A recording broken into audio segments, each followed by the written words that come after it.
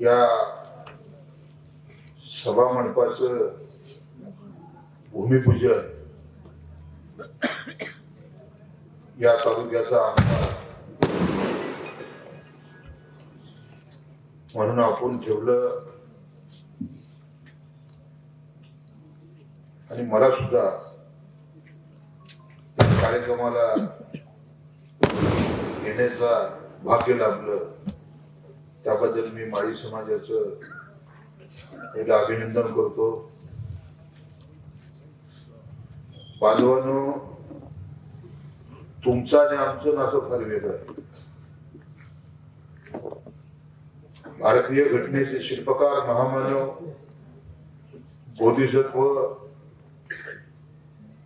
Doctor Babasaheb Ambedkar यांचे गुरु हे महात्मा ज्योतिबा फुले होते. आणि आज मी तुम्ही पाहिलं की आमची तर लग्नात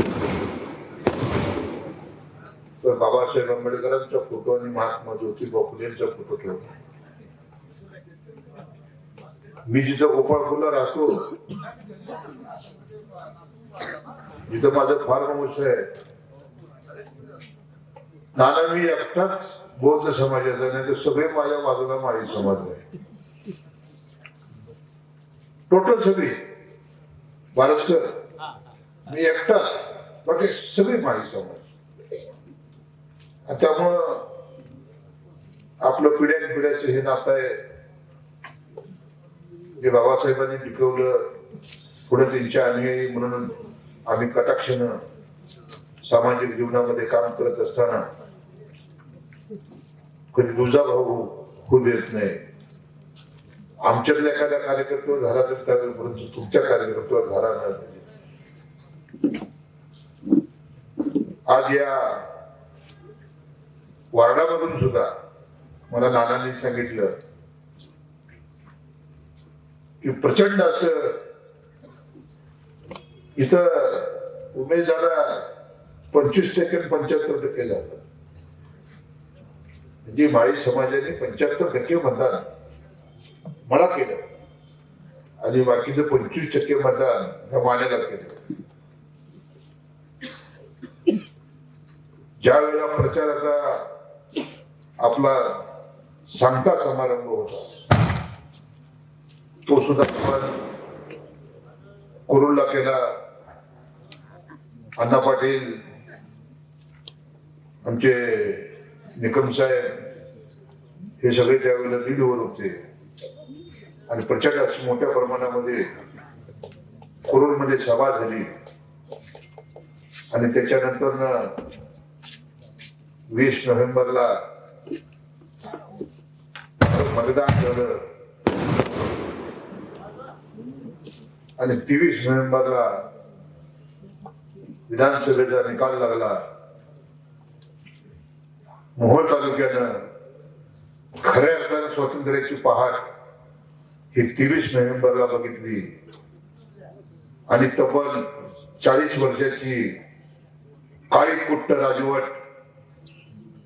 संपूर्ण मोहोळच्या मायबाप जनतेनं, त्याच्यामध्ये कुरुलकरांनी सुद्धा सिंहाचा वाटा उचलला. तब्बल 31,000 मतानं त्या राजन पाटलाच्या आमदाराचा पराभव करून माझ्यासारखा एक टांगवल्याचा मुलगा महाराष्ट्राच्या विधानसभेचा निवडून दिला. त्याबद्दल मी आपल्या कुरुलकरांचं याच आयुष्यात नाही तर 7 जन्मात सुद्धा तुमचे उपकार कधी विसरू शकणार नाही, एवढं प्रेम मला हे कुरुलनं दिलं, मोहोळ तालुक्यानं दिलं. वेळ 9:30 झालेली आहे आणि आता जेवायचा टाइम झालेला आहे. उमेश दादानी बॅटिंग अगदी 4, 6. मी म्हणलो होतं माझ्यासाठी 1-2 रन ठेवतील, ती 1-2 रन सुद्धा त्याने आहे. नंतर या तुमच्या आमचे रमेश बारसकर, त्यांची आई ही या गल्लीतली, म्हणजे इतर या बाजूला मामाचं गाव, आणि मामाचं गाव सगळ्यांनाच आवडतं. हा हा, त्याच्यामुळे बारसकरांचंही लहानपण इथं गेलं आणि आजच्या बी आठवणी त्यांचं सगळी नातीगोती इथंच आहेत. मला नानांनी मागणी केली, आपण कुरुलच्या विकासासाठी आता दादांनी सांगितलं की दादा 45 लाख रुपयाचा निधी हा कुरुल गावासाठी आपल्या माध्यमातून देण्यात आला. माझ्याकडं माळी समाज सुद्धा भेटायला ज्यावेळेला आला, गोपाळपूरला भोगाली होते, आपण आला होता, नाना आला होता.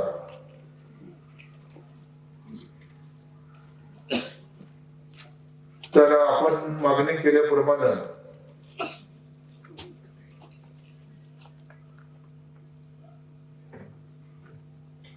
या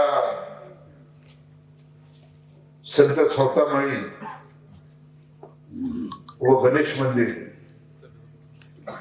या सभा मंडपासाठी माझ्या आमदार फंडातून 10 लाख रुपयाचा निधी दिला असं मी जाहीर करतो.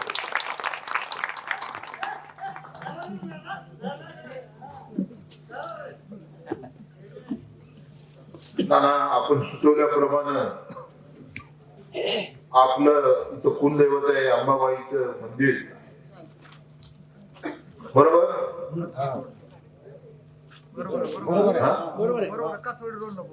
त्या अंबाबाई मंदिराच्या सभा मंडपासाठी माझ्या आमदार फंडातून 10 लाख रुपयाचा निधी आपल्याला दिला असं सगळ्याच्या साक्षीने जाहीर करतो.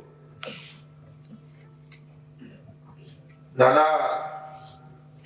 डीपी मागितलंय तो तर ताबडतोब देतो. इतक्या वेळा भेटला पण मला डीपीचं कधी बोलला नाही, फक्त तडका मारतोय.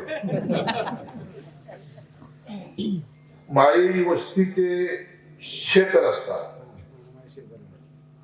असा रस्ताची मागणी आज आपण केली. उमेश दादाला माहिती आहे, इथं सगळे सरपंच आहेत, आमचा दीपक माळी आहे, आमचे सुनीता आहेत, पाटील आहेत माझी पिंपरीचे. मी 100 पानाचे रस्ते, उमेश दादा मोबाईल नंतर बघा, तुमचं भाषण आम्ही शांततेने ऐकू, आता आमचं भाषण तुम्ही शांततेने बघून आपण पण आहे ना आपलं जेव्हा जायचं माणसं राहिली नाही तर काय, पलीकडे सभा झाली, माणसं इथे जेव्हा भावाची माणसं आहेत. आणि आपण 100 पाण्याचे रस्ते मंजूर केले. प्रत्येक पाण्याच्या रस्त्याला 24 लाख रुपये, जवळजवळ 24 कोटी रुपयाचे रस्ते हे 2 महिन्यापूर्वी उमेदवार आपण मंजूर केले. या राज्याचे रोजगार हमी योजना मंत्री भरतसिंग गोगावले हे शिवसेनेचे जरी असले तरी दादा माझाही आयुष्याचा काळ सगळा शिवसेनेत गेलेला आहे. त्याच्यामुळे माझ्यावरती प्रेम त्यांनी कधी कमी होऊ दिलं नाही. मग जसं तुम्ही सांगितलं की तुतारीच्या आमदार म्हणून निधीसाठी अन्याय होते, बिलकुल नाही दादा. मला निधी मिळाला नाही की दुसऱ्या दिवशी मी पहिले एकनाथ शिंदे साहेबांच्या बंगल्यावर जातो. तिकीट द्यायला अडचण नव्हती, तरी मी तुतारी घेऊन आज कसा तरी विधानसभेत आलो. आता ही काय माझ्या नशिबाने वाटून ठेवलंय, निधीची कमतरता. शिंदे साहेब ताबडतोब त्या मंत्र्याला फोन करतात आणि आपल्याला निधी मिळतो. आणि तो निधी कोणाला आणायचा आहे? 40 वर्षानंतर तुम्ही तख्त सगळं उलटून लावलं, राजन पाटलाचा मान उतरवला. दादागिरी, दडपशाही, तानाशाही, झुंडशाही या तालुक्यामध्ये आया बहिणी सुद्धा सुरक्षित नव्हत्या. अशी काही कुठं राजकीय कारागिरी तुम्ही संपवली आणि माझ्या हातामध्ये एक आमदार म्हणून तुम्ही संधी दिली. मग कुणासाठी करायचं? 100 आपण पाण्याचे रस्ते मंजूर केले. माझा शेतकरी पावसा पाण्यामध्ये गुडघे इतक्या चिखलामधनं तो येतोय. दादा वडदेगाव हे गाव असं आहे, शेंडेकर इथे आलेले आहेत. कुठे शेंडेकर? विचारा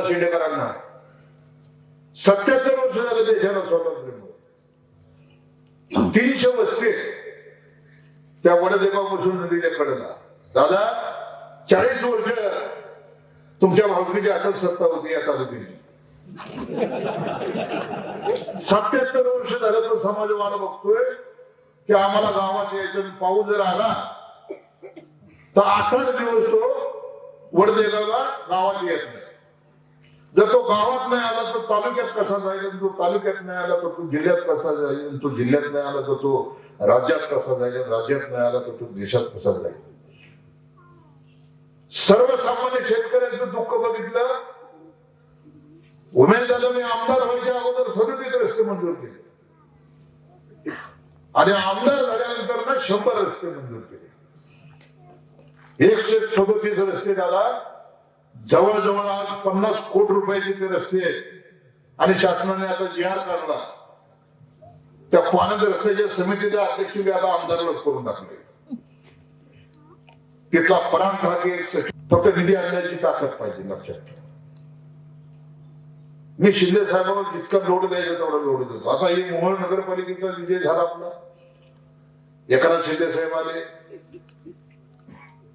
तुम्ही बी होता बाजूला, मी बी बाजूला होतो.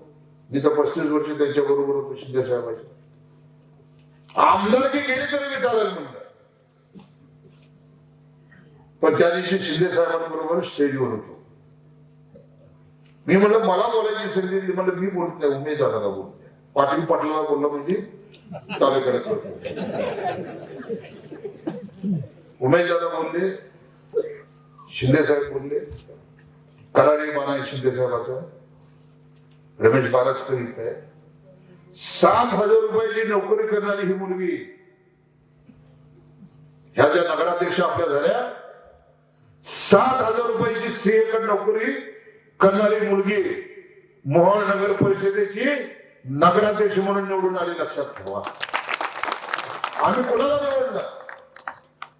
जात पात धर्माच्या पलीकडे जाऊ. या मोहोळची सत्ता कुठल्याही परिस्थितीमध्ये राजन पाटलाच्या ताब्यामध्ये द्यायचं नाही, हा निर्धार आम्ही केला.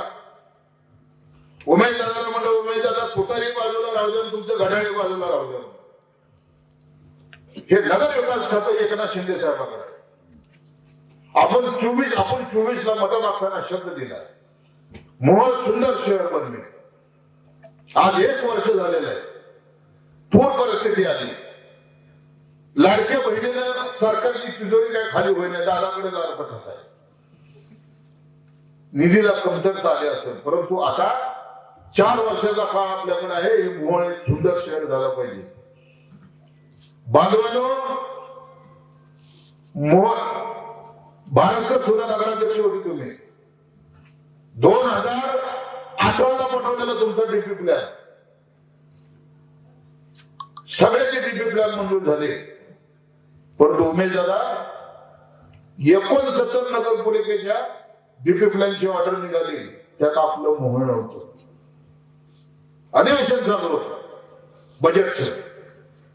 मला ज्यावेळेला कळालं की आपलं मोहोळ का नाही, मी माहिती घेतल्यानंतर मला कळालं की तत्कालीन आमदार यशवंत मानेनं फाईल बाजूला ठेवायला सांगितलं. म्हणजे डीपी प्लॅन आलाय पण मंजूर करायचा नाही. म्हणजे कसला सूड उगवायचा मोहोळ शहरावर.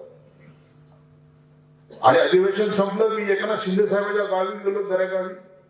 साहेबांना व्यथा सांगितली, म्हणलं काल तुम्ही 69 नगरपालिकेच्या डीपी प्लॅन मंजूर केला, त्यात माझा डीपी प्लॅन मंजूर केला नाही. मी म्हणलं त्या डेप्युटी सेक्रेटरीला भेटलो, त्यांनी सांगितलं की शिंदे साहेबांनी सांगितलं त्या फाईल उद्या पुटअप करतो. उमेश दादा ताबडतोब शिंदे साहेबांनी फोन केला. श्रीराम बारणे पुण्याचे खासदार तिथे होते आणि ती फाईल शिंदे साहेबांनी मागवली. नंतर शिंदे साहेबांनी तो डीपी प्लॅन मंजूर केला. फक्त त्याच्यात एक बदल केला जाता, जी 15 एकर आपल्याला क्रीडांगणाला जागा नव्हती. मी म्हणलं ती इरिगेशन डिपार्टमेंटची जी जमीन आहे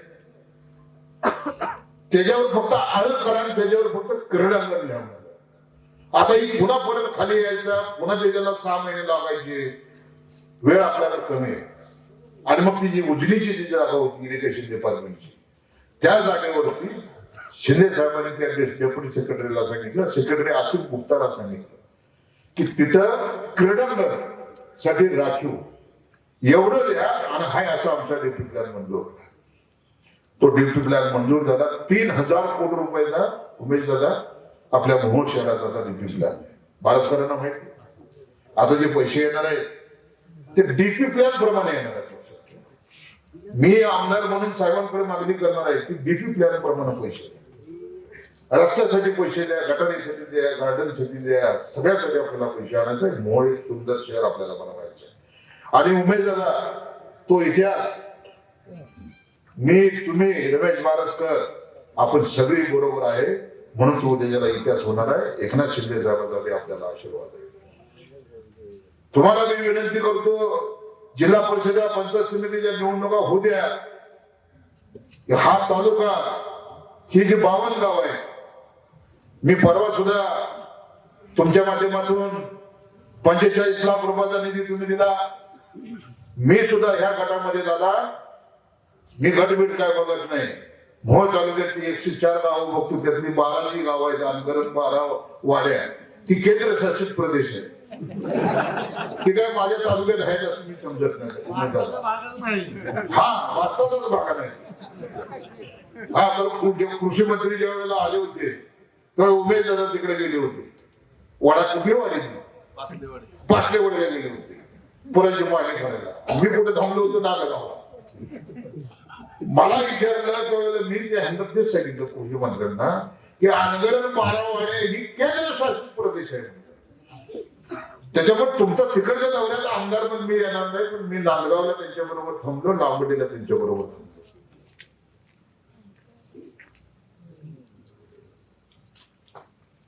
बांधवांनो,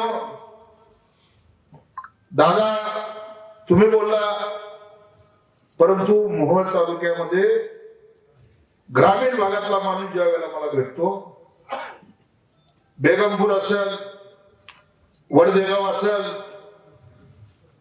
शेंडेकरीचा शेंडेकरला विचार 1 कोटी रुपयाच्या आसपास आपण निधी तिथे देण्याचं काम केलं. परवा इनकीला सुद्धा इनकी वडापूर मिरी या रस्त्याला 50 लाख रुपयाचा निधी ताबडतोब दिला. दाजी इथं आहे, दाजीच्या गावात प्रत्येक गावामध्ये दादा थोडं वर खाली होतोय. अण्णा पाटील तुमच्याकडे जास्त काय लक्ष देत नाही, कारण उमेश दादा तुमच्याकडे काही दादांना माणसं वाटून घेतले तर काही माणसं मी वाटून घेतली. शेवटी विकास हा आपल्याला तालुक्याचा करायचा. आणि मी आज तुम्हाला सांगतो विधानसभेचा निकाल झाला, माझा पायगड किती चांगला आहे बघा. पंढरपूरच्या पांडुरंगाच्या पावन वैकुंठवासी नगरीत उमेश दादा माझा जन्म झाला. मी आमदार झालो, आनगरला गेलेला अप्पर करायला ताबडतोब रद्द झाला. पत्रकार बंधूंनी याची नोंद घ्यावी. लोकशाहीचा 4था स्तंभ म्हणून तुमचा प्रचंड मोठा आधार आहे आमचा. मी आमदार झालो, नगरपंचायत ग्रामपंचायत नंतर ना नगर परिषद रमेश बारसकरांना उमेश पाटलांनी नगराध्यक्ष केला होता. अजितदादांना सांगून तो जर एक अफवाद वगळला तर मोहोळची नगरपालिका हमेशा आनगरकरांच्या हातात होती. स्वतः सगळा आनगरकरांच्या हातात. आता बघा तुम्ही आमदार निवडून दिला, नगरपालिका सुद्धा आपण निवडून आणली.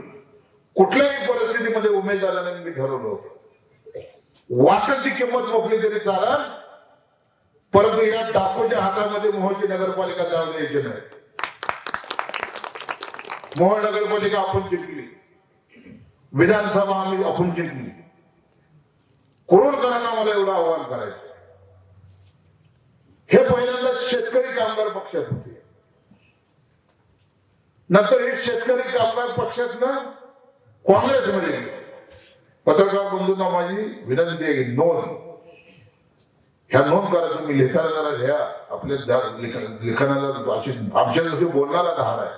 पाटील कसे बोलले, उमेश दादा बोलत होते तर अख्खा तालुका अख्खा जिल्हा तालुका तर एवढा खुश होत आहे, बापरे. आणि त्यांची कपडे करणारा माणूस याला भेटला होता. आणि उमेश दादाने ते काम चूक केलं जे खरं आहे. आणि बांधवांनो, यांनी शेतकरी कामगार पक्षाचा त्याग करून हे काँग्रेसमध्ये गेले. काँग्रेसमध्ये थोडे दिवस राहिल्यानंतर हे राष्ट्रवादी काँग्रेस पक्षात गेले. त्यावेळेला एकसंघ राष्ट्रवादी होते. पवार साहेब आणि अजित दादा. पवार साहेब केंद्रात मंत्री होते आणि दादा राज्यात डेप्युटी सीएम होते. मग हे राष्ट्रवादी गेले. राष्ट्रवादी ज्यावेळी दुभागली, फुटली, वेगळी झाली, तसे हे अजित दादाच्या मागे आणि दादा उपमुख्यमंत्री होते. राज्याची सत्तेच्या तिजोरीच्या चाव्या असतात. आणि ज्या वेळेला यांचा आमदार पडला तरी सुद्धा दादा ते दादा बरोबरच राहिले. दादाला सोडायचं कारण काय होतं तुम्हाला एकदा कळलं पाहिजे की यांनी सगळ्यांनी डीसीसी बँक लुटली. सोलापूर जिल्हा मध्यवर्ती बँक, शेतकऱ्याची बँक लुटली आणि हे सगळं लुटली मुंबई हायकोर्टात याचिका दाखल झाली आणि मुंबई हायकोर्टाने आदेश काढले की यांच्या मालमत्ता जप्त करा. आता आला मोठा प्रश्न आला, यांच्या मालमत्ता जप्त करा. कोण आलं त्याच्यामध्ये? पंढरपूरचे परिचारक आले, 18 कोटी त्या काळात, म्हणजे आता 200 कोटी झाला. उत्तर सोलापूरचे माने, दिलीप माने, मोहोळचे तुमचे अनगरचे नक्षत्र फेम, राजन पाटील, आणि मग कोर्टाचा आदेश आला. कोर्टाचा आदेश आल्यानंतर यांच्या मालमत्ता, यांचे बंगले, यांची शेती जप्त करण्याची वेळ आली तर हे सगळे अजितदादाकडे गेले. कारण सहकार खाता अजितदादाच्या पक्षाकडे. दादा म्हणले काही करा, आपल्याकडे सुनावणी लावा, पण आमच्या मालमत्ता वाचवा. न्यायालयाचा आदेश होता. थोडं मागं पुढे जर केलं तर अजून 5 वर्ष दादा जात होती. तो विषय झाल्यानंतर ना यांनी दुसरा एक प्रश्न सांगितला. आता पवन म्हाडे गेले बरोबर, मुन्ना साहेबांचे पुतळे होते. भीमा सहकारी साखर कारखान्याला 211 कोटी रुपये दिले. पंढरपूरच्या चंद्रभागा सहकारी साखर कारखान्याला 225 कोटी रुपये दिले. पंढरपूरच्या विठ्ठल सहकारी साखर कारखान्याला 300 कोटी रुपयाचे कर्ज दिलं गेलं. आणि उमेश दादा यांनी अजित दादाला काय सांगितलं की सहकारी साखर कारखान्याचं मी दुकान एकच आहे आणि खाजगी कारखान्याचं मी दुकान एकच आहे. अजित दादाला काय लक्षात आलं नाही. अरे हा सगळा बोलतो. दादाने विचारले नेमकं काय, कारण अजित दादाचा स्वभाव सडेतोड आहे. दादा म्हणले नेमकं काय? म्हणले त्यांच्या कारखान्याला जसं कर्ज दिले तसं आमच्या लोकनेते कारखान्याला 250-300 कोटीचं कर्ज द्या.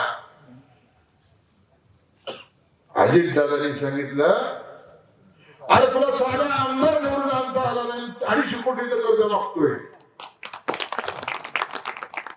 मी उमेदवार तुम्ही तिथे नव्हता, पण जे आत होते त्यातल्या दोघांनी माझी गाडी घेऊन सांगितलं दादाने काल लई चंपे केली म्हणले. मग हे दादापासून त्या केबिनच्या बाहेर आले आणि बाहेर आल्यानंतर विचार केला की आता आपली पद संपली. अजित दादापाशी खरं कारण भाजपमध्ये जायचं दादा हे लक्षात ठेवा. दादा त्याही वेळेला बोलले कार्यालय मागितली कार्यालय, निधी मागितला निधी दिला. जे सांगत ती कामं केली तरी सुद्धा ती राजू खरे 31,000 निवडून आलाय. तू काय करत होता? तुला आमदार निवडून आणता आला नाही. आणि अण्णा पाटील हे बाहेर आले. मग यांनी ओळखलं की अजितदादापाशी आपली पत आता संपलेली आहे. पुढचं दार बघा, पुढचं घर बघा. म्हणजे शेकाप झालं, काँग्रेस झालं, एक संघ राष्ट्रवादी झाली, नंतर अजितदादाची राष्ट्रवादी झाली, आणि मग उमेश दादा यांनी काय केलं, लगेच कमळ व्हायच्या काकाला जाऊन बसले आणि भारतीय जनता पक्षाबरोबर मी शिवसेनेच्या 35 वर्ष झालं. उमेश दादा 35 वर्षाचा आयुष्याचा काळ शिवसेनेमध्ये मी काढला. त्यावेळेची भाजपा आणि आताची भाजपा तत्वाचा राज करणारी भारतीय जनता पक्ष होता. आणि कुणाला घेतलं, त्या मोहोळ तालुक्यात कमळ उगवायला फुलवायला कुठंच जागा नाही भेटली. त्यावेळी आजगरच्या गटर किल्ल्यामध्ये कमळ फुलवायचा प्रयत्न केला. बांधवांनो, विचार करा. जिल्हा परिषदेच्या निवडणुका, पंचायत समितीच्या उमेदवाराच्या निवडणुका उद्या. मी मागास तुम्हाला सांगितलं, माझा पायगुण लय चांगला आहे. 4 मंडळं नव्हती, आपण 5 मंडळाला भेटी दिल्या. माझ्या परीने माझी पत्नी या भागामध्ये फिरत होती, मी दादा फिरलो, एक गाव ठेवलं नाही. काल सुद्धा आपण शिंगोली तरडगावला भूमिपूजन केलं. ते रस्त्याच्या करायला जे कठडे तुटले होते, त्या कठड्याला ताबडतोब निधी मंजूर करून ते काम चालू केलं आपण. 5 मंडळाला आपल्या शासनाने मंजुरी दिली होती, 4 मंडळ आपली नव्हती. अण्णासाहेब तुम्ही होता आमच्या बरोबर. उमेश दादांनी मी तो दौरा केला, इनकेला गेलो, मेरीला गेलो, सगळी गावं केली. गुडघे इतकं पाणी होतं. दौरा केला त्याच रात्री मी आणि उमेश दादा मुंबईला गेलो. सकाळी आमची 8 वाजता अजितदादांची भेट झाली सह्याद्री अतिथीगृहात. मी आमदार आहे असताना एवढंच दादांना बोललो की दादा, पूर परिस्थिती असताना तुम्ही लांबोटीला व्हिजिट दिला होता, त्यावेळेला प्रशासनाला आदेश दिले होते सरसकट पंचनामे करा. मग आमच्या मोहोळ तालुक्यामध्ये 9 मंडळ असताना 5 मंडळ मंजूर झाले, 4 मंडळ मंजूर झाली नाही. 4 मंडळामध्ये दौरा करून आल्यानंतर ना माझ्या लक्षात आलं की दादा, गुडघे इतकं पाणी त्या 4 मंडळामध्ये, शेतकरी पूर्ण संपलेला, उभं पीक गेलेलं आहे. तो आता वर्ष 2 वर्ष उभारणार नाही. जो निकष 5 मंडळाला लावला तोच निकष ह्या 4 मंडळाला लावा आणि ही 4 मंडळ मंजूर करा. त्याच दिवशी कॅबिनेट मंत्रिमंडळाची बैठक होती. अजितदादांनी ताबडतोब ती 4 मंडळ आपली मंजूर केली. म्हणून तुम्ही मला अण्णा पाटील सांगितलं भाषणामध्ये की कुर्ला 10 कोटी रुपये मिळाले. आमची बांधिलकी शेतकऱ्यांची, आमची बांधिलकी सर्वसामान्य माणसाची. उमेश दादा आमदार व्हायच्या अगोदर मी काम करत होतो. गुरुची अनेक लोक आली, गरीब आला तर त्या गरीबाला आजारपणाला मदत करण्याची भूमिका ठेवली. बाळासाहेब ठाकरे यांच्या तालमीत तयार झालेला कडवट शिवसैनिक होतो. 80% समाजकारण आणि 20% राजकारण हा मूल मंत्र बाळासाहेबांनी आम्हाला दिला. कोणी आजारी माणूस झाला तर त्याला आजारपणाला मदत करण्याची भूमिका हे तुमच्या राजू खरेने ठेवली. कोण गरीब आलं तर गरीबाचं लग्न असलं तर त्याच्या लग्नाला कुठेतरी हातभार लागला पाहिजे म्हणून ज्यावेळी तो मागणी करतो त्याला सुद्धा हातभार लावण्याची भूमिका हे राजू खरेने केली. ज्या वेळेला एखादा गरीब मूल शाळेत शिकते, त्याला फीला पैसे नाही, त्याही परिवाराला मदत करण्याची भूमिका हे राजू खरेने ठेवली. आता आमदार झाला राजू खरे, परंतु आयुष्यामध्ये हे करत आलो. ज्या वेळेला रमेश बारसकर तुम्ही व्यासपीठावर आहात, तुम्ही नगरसेवक होता, नगराध्यक्ष होता, 20 दिवसात मोहोळ शहराला पाणी मिळत होतं. उमेश दादा त्यावेळेला या राजू खरेने 20,000 लिटरचे 17 टँकर या मोहोळ शहरामध्ये लावले आणि दादा दिवसाला 3 टाइम पाणी देण्याचं काम केलं. का महाराज का मोहोळमध्ये 15,000 मतदान झाले, त्याच्यामध्ये 12,500 मतदान मला पडलं. सरकारची लाडकी बहीण चालली नाही मोहोळ शहरामध्ये. मोहोळ शहरामध्ये चालला पाणीवाला दादा. त्या टँकरवरती माझा असा फोटो होता. भावना नव्हती उमेद दादा, फक्त ईर्षा होती की लोकांसाठी आपण काहीतरी केलं पाहिजे. मागे त्याला रस्ता होता, रस्त्याच्या माध्यमातून मदत करत होतो. प्यायला पाणी नव्हतं, दुष्काळ पडला होता. दुष्काळामध्ये 17 टँकरनं पाणी बसत होतो. आज 40 वर्ष सत्ता आल्यानंतर पटलाच्या हातात या तालुक्याची का एक टँकर लावू शकला नाही. दादा आम्ही तुम्हाला विचारलं, तुम्ही पाटील आहे. 40 वर्ष सत्ते तालुक्याची सत्ता तुझ्याकडून. मोहोळ शहर 20 दिवस पाणी मिळत होतं. मोहोळ शहराला माझ्या आया बहिणीची अवस्था काय होत असेल. गरीब माणूस सकाळी निघून जातो आम्हाला बरोबर, पण पाण्याचं मोल काय असं तर माझ्या माता भगिनीला माहित आहे. तिचं काम पाण्याशिवाय होऊ शकत नाही. 50 रुपयाला हंडा विकत मिळत होता. महाराष्ट्र करायचं,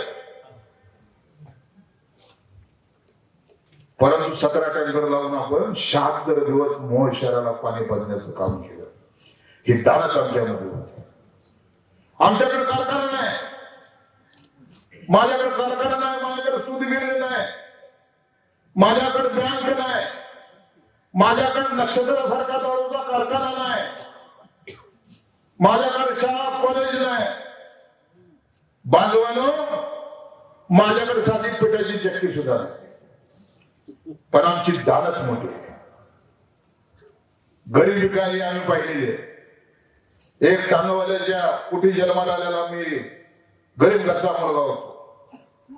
स्वकर्तृत्वावरती उमेद दादा कष्ट करत करत करत करत करत करत वयाच्या 50व्या वर्षी मी विधानसभेत गेलो, पण वयाच्या 15व्या वर्षी लढाई चालू झाली.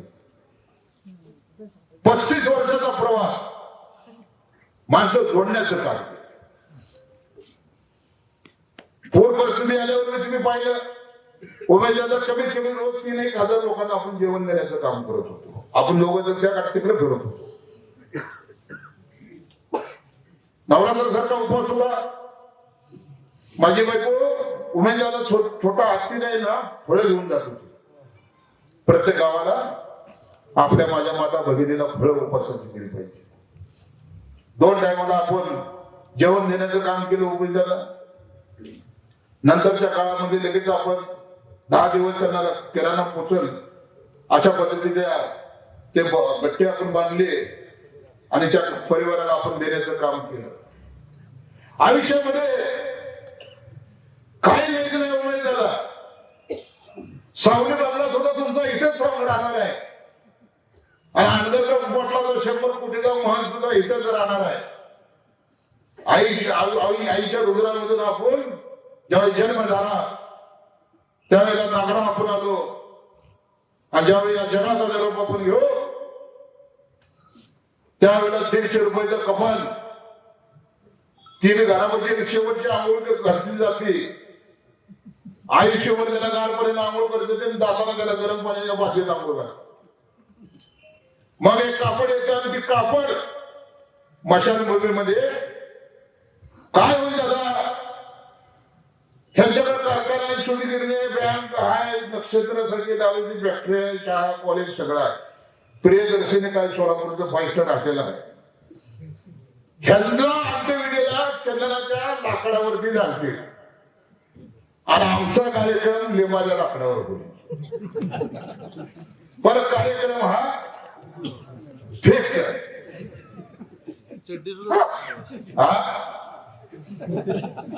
काय म्हणले दादा हे आयुष्यामध्ये मी शिकलो. मी आमदार झालो त्याच्यामध्ये अनेक जणांचे आशीर्वादाचे आलेली माझ्या मोहच्या मायबाप जनता पंढरपूरची 17 गावं, उत्तर सोलापूरची 24 गावं. पण दादा पंढरपूरचा पांडुरंग असेल, मोहनचा नागराज आपला नागराज महाराज असतील, आई तुळजापूरची भवानी असतात, प्रचंड असं मोठ्या पद्धतीने आशीर्वाद दिला की या पोराची दानच आहे, हा राजू खरे पडता कामा नये, हा राजू खरे निवडून आला पाहिजे. 40 वर्ष हा तालुका वाढ बघत होता, पण कधीच राजन पाटील विरोधात एकत्र आले नाही. दादा ती किमया ह्या बारीने मी केली, सगळ्यांना बरोबर आणलं आणि 31,000 ह्याला आपण पाडाव केला. मी का सांगतो, उद्या जिल्हा परिषद पंचायत समितीची निवडणूक ही अत्यंत महत्वाची निवडणूक आहे. विकास होत राहील, विकासाच्या बाबतीमध्ये कुठेही हा आमदार राजू खरे कमी पडणार नाही. एकनाथ शिंदे साहेबांसहित 14 मंत्री शिवसेनेच्या मंत्रिमंडळात आहेत, महाराष्ट्राच्या अजितदादा बरोबर 10 मंत्री 14 24 झाले. आता मला सांगा, हा गेला भाजपमध्ये, हा आता एकनाथ शिंदे साहेबांबरोबर 60 आमदार आहेत, अजितदादा बरोबर 42 आमदार आहेत. शिंदे साहेब तुम्ही मला सांगा 60 आणि 42 किती झाले? 102. सतत अपक्ष म्हणजे दोघांकडे म्हणून 110 आमदार आहेत. जर उद्या ही दोघं जर सरकारमधनं बाहेर पडली तर फडणवीस मुख्यमंत्री राहतील का? सरकार पडलं ना, मग मला सांगा फडणवीस एकनाथ शिंदे साहेबांचं ऐकतील, अजितदादांचं ऐकतील का आंबेडकर पाटलाचं ऐकतील? सांगा तुम्हाला कोणाला ऐकतील? दोन्ही डेप्युटी सीएम आहेत, दोन्ही डेप्युटी सीएम. इकडे दादा बसलेले आहेत, तिकडे शिंदे साहेब बसलेले. हो हो हो शिंदे साहेब दादा हो. मग ते गोरेला म्हणते आज कशालाही आमदार सांगली भाजपमध्ये, ही ताकद आमची लक्षात ठेवा. असं आम्हाला समजू नका. विधानसभा जिंकली, अपक्ष कार्यालय आम्ही आणलं, मोहोळ नगरपालिकेत तुमचा दारुण पराभव केला. आता जिल्हा परिषद आणि पंचायत समितीच्या निवडणूक आहे. माझे हात जोडून कळकळीची विनंती लक्षात ठेवा की ही निवडणूक कसल्याही परिस्थितीमध्ये जिल्हा परिषदेची आणि पंचायत समितीची निवडणूक आपल्याला जिंकावी लागेल. आम्ही मोहोळ शहराला हाक दिली, मोहोळ शहरानं नगराध्यक्ष दिला, नगरसेवक दिले, 52 नगरसेवक उभारात बसलेले आहेत. शहरानं ऐकलं. ग्रामीण भागाची ही निवडणूक आहे आणि ग्रामीण भागाची निवडणूक होत असताना इथला पंचायत समितीचा सदस्य, इथला जिल्हा परिषदेचा सदस्य जर आपला निवडून आला तर पंचायत समितीच्या माध्यमातून आपल्याला विकास करता येईल, जिल्हा परिषदेच्या माध्यमातून विकास करता येईल, आमदार म्हणून मी विकास करीन. वर आपल्यासाठी एकनाथ शिंदे साहेब आहेत, वर आपल्यासाठी अजितदादा आहेत. मग काय काय अडचण काय? मग कशासाठी यांच्या हातात सत्ता द्यायची आहे? आज 40 वर्ष या तालुक्याचा सत्यानाश केला म्हणून लोकांनी विधानसभेत माझ्या रूपाने आमदार केला. मोहोळ नगरपालिकेमध्ये माझी भगिनी गरीब 7,000 रुपयाला कामाला जात होती. किती या मोहोळ शहराचा स्वाभिमान आहे. मोहोळ शहरानं ऐकलं, आमचं उमेदवाराचं ऐकलं, माझं ऐकलं, रमेश बालासकरचं ऐकलं, एकनाथ शिंदे साहेब तिथे आले, एक सभा मिराण झाली.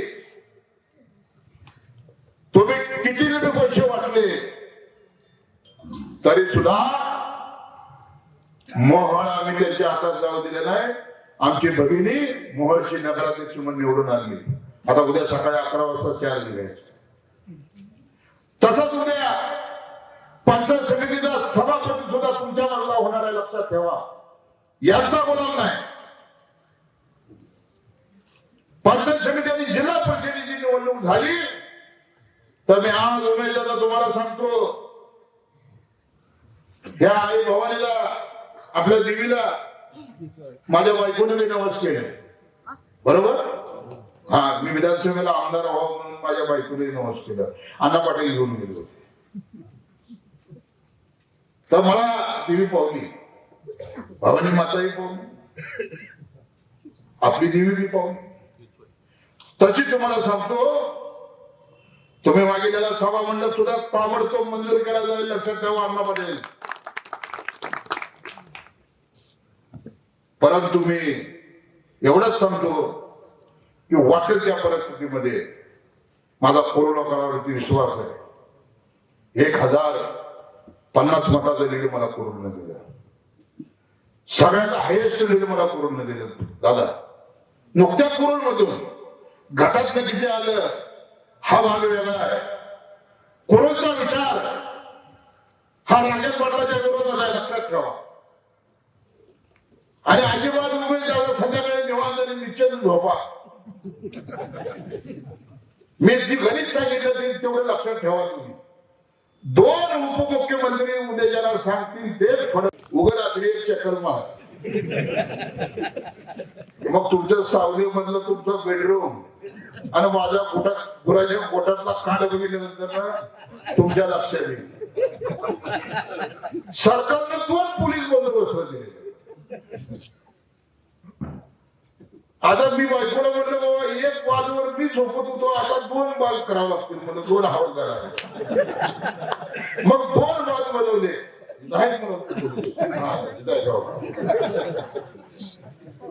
मग आमदार जेवण केला की मध्ये बाजूवर झोपतो, ह्या बाजूला एक हवालदार आणि ह्या बाजूला एक हवालदार.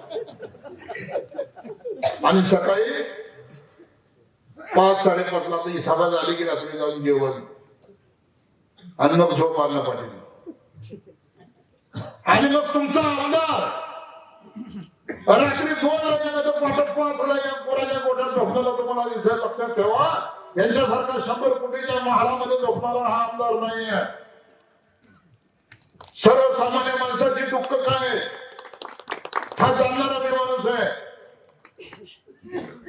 या 5 वर्षाच्या काळामध्ये या तालुक्याचा चेहरा मला बदलण्याचं काम हा राजू खरे केल्याशिवाय अस्वस्थ बसणार नाही. एवढे शब्द मी आज पुरवकरांना देतो. दादा, आपण तळमळीने बोलला, आपण जिथं जाईल तिथे तळमळीने बोलताय. आपल्या बोलण्याने त्यांनी राष्ट्रवादी सोडली. आता अशी परिस्थिती झाली दादा की उद्या नगर आपल्याला माड्याला जोडावं लागलं, कारण परिस्थिती तशी आहे. आता मी येताना तिथून बघत होतो, तिकडे काय कार्यक्रम होता. पण बांधवांनो बोलू नका. मला खात्री आहे प्रत्येक गावात जातोय, पोट तिरकीनं काम करतोय. उमेदवार सकाळी उठलेला कुठलाही माणूस येऊ द्या, मी झोपेतनं उठल्या त्याला विचारतो, नंतर आंघोळ करतो, अण्णा त्याचं काम करतो. आणि असं त्याला नाश्ता दिला जातो, त्याला चहा दिला जातो. कोणा गावाला आलं त्याला विचारलं जातं त्याचं काय काम आहे हे विचारलं जातं, त्याचं काम केलं जातं. हा आमदार नसून हा जनसेवक आहे या तालुक्याचा. दारात आलेला माणूस परत जाता कामा नये, खाली हात जाता कामा नये, ही भूमिका या राजू खरेने ठेवली. मला तुम्हाला उदाहरण दिलं, तुमची माझी साठगाठ बांधली होती. उमेदवाराला म्हणले की त्याचा पराभव करायसाठी शेवटी राजू खरेला जन्म घ्यावा लागला. दादा, आई तुळजापूरच्या भवानीनं कुठेतरी तुमच्या आणि आमची साठगाठ बांधलेली होती. माझी आई या तालुक्यातली शेतपळची. जसं रमेश बारसकरांचं कोण आजोळ, तसं शेटफळ माझं आजोळ बारसकर. तुम्ही नगराध्यक्ष झाला, मी आमदार झालो. उमेदवाराचं तुम्ही इथून बाजू कुठलं गाव? नरखेड गाव. तुमचे आजोळ इथेच आहे ना?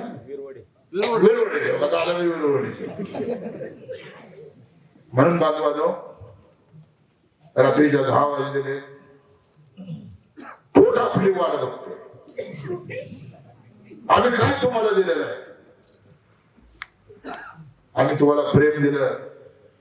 एवढ्या मोठ्या प्रमाणामध्ये हा जनसमुदाय आला. त्या जनसमुदायावर सुद्धा प्रेम करणारा मनुष्य मी. आयुष्यामध्ये हे कधीच विसरणार नाही, लक्षात ठेवा. ह्या जन्मात नाही, 7 जन्मात तुमचे उपकार कधी विसरणार नाही. आणि कधी बी अर्ध्या रात्रीचं मला सांगा, 3 कामं आपल्याला सांगितलेले आहेत. नाना ताबडतोब हे जे कलेक्टरला पत्र दिले जातील, ताबडतोब निधी मंजूर केला जाईल. मला आमदार फंड असेल ती तर देण्यात देईल. उमेदवारांनी 45 लाख रुपये कोरोनासाठी दिलेले. ह्या गटासाठी जर आम्ही पैसे देतोय, त्याला सांगितलं जरा अजित दादाला सांगा म्हणतो जरा तुझ्या शाळा इकडे खुल्या करा. तर आनंदकर म्हणते 4,000 कोटी रुपयाला निधी आम्ही आणला. जे दादा होते मग आता 8,000 कोटी देऊन गेला. अरे सोडून गेले ना. मी अजित दादा नाही बोललो वडाळ्याला, काकासाहेबांचा प्रवेश होता. मी म्हणलं दादा मी आमदार झालो, माझं वजन 136 किलो होतं. कोण म्हणलं माझ्या वजनावर टीका करायला. ते काय म्हणायला लागली, आमदाराची तब्येत साथ दिली आहे, त्यामुळं कदाचित मोहळा पोट निवडणूक लागल. अरे बाप, अजून निवडून येऊन 6 महिने झाले. बरं तर म्हणत तुमच्या हातात नाही, माझ्या बी हातात नाही. मी त्या उभ्या हॉस्पिटलला गेलो दादा. पहिली पॅरेटिक सर्जरी केली, म्हणजे जी फडणवीसांनी केली, जी नितीन गडकरींनी केली, गडकरी साहेबांनी, तीच सर्जरी मी केली. 136 मध्ये 36 किलो वजन कमी झालं. आता 100 किलो आहे. आता वजनावर दादा टीका बंद केली. आता निधीवर टीका चालू केली. म्हणून मी अजित दादांना म्हणलं की दादा वजनावर टीका होत होती, शस्त्रक्रिया केली म्हणलं वजन कमी केलं. आता निधीवर टीका केली जाते. फक्त या तालुक्यात, या 3 तालुक्याचा आमदार म्हणून आमची 3 तालुके दत्तक घ्या म्हणलं. आम्हा तालुका दत्तक घ्या. अजित दादांना मन मोठं करून ज्यावेळी त्यांचं भाषण चालू झालं, त्यावेळी त्यांनी भाषणामध्ये सांगितलं की राजू खरे जे आता बोलले की तुमचं वजन कमी केलंय, तुम्ही तुमचं शारीरिक स्वास्थ्य बघा म्हणजे, बाकी तुमच्या राजकीय स्वास्थ्याची काळजी हा अजित पवार केली. कुठल्याही पद्धतीचा निधी कमी पडला जाणार नाही. उमेश दादा डॉक्टरना सांगितले फक्त एकच भाकर खायला. त्या दिवशी अजित दादा ज्या वेळेला भाषण केलं, माझं कौतुक केलं. दादा काय सांगायचं, मी 1.5 भाकर खाल्ली. डॉक्टरने लिमिट दिलं, 1 भाकरीवर खायची नाही, 1.5 भाकर खाल्ली. म्हणून दादाने सांगितलं आमदार साहेब फक्त तुमचं शारीरिक वजनाकडे लक्ष द्या, तुमच्या राजकीय वजन वाढवण्याची जबाबदारी ह्या अजित पवारची आहे, लक्षात ठेवा. त्यामुळे एवढा आनंद वाटला. शिंदे साहेब आहेत, अजित दादा आहेत. हा तालुका कुठल्याही परिस्थितीमध्ये